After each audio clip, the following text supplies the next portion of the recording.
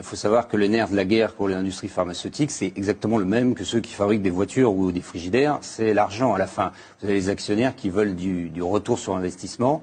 Donc à un moment donné, quand l'industriel est dans une situation difficile ou au contraire qu'il a des objectifs de croissance parfois irréalistes par rapport aux ventes possibles, eh bien les limites sont franchies. Alors les limites, vous les racontez, vous en donnez un certain nombre d'exemples dans ce livre. Oui. Comment vous parvenez à convaincre un médecin de couper un paragraphe de son discours qu'il doit faire à un congrès médical. Comment vous travaillez à minimiser les effets du subutex. Les médecins sont de grands enfants qui ne savent pas résister aux avantages. Absolument. Il y a une croyance totalement stupide qui est de dire que new is beautiful, voilà, disent les Américains. Hein. Donc un nouveau médicament, c'est censé être mieux que les anciens. Il n'y a rien de plus faux. Un nouveau médicament, c'est quelque chose qu'on ne connaît pas. Et on ne sait même pas s'il va tuer plus que les autres.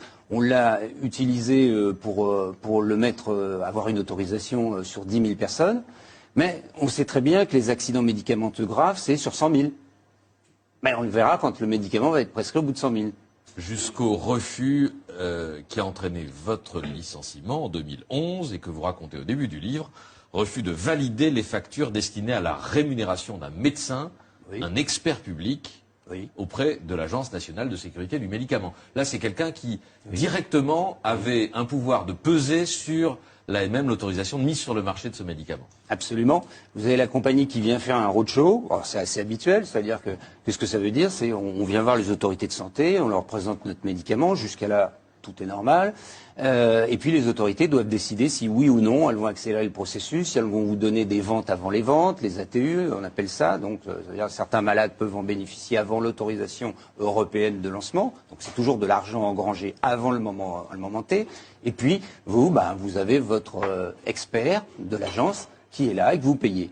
Mais personne ne le sait, sauf l'industriel.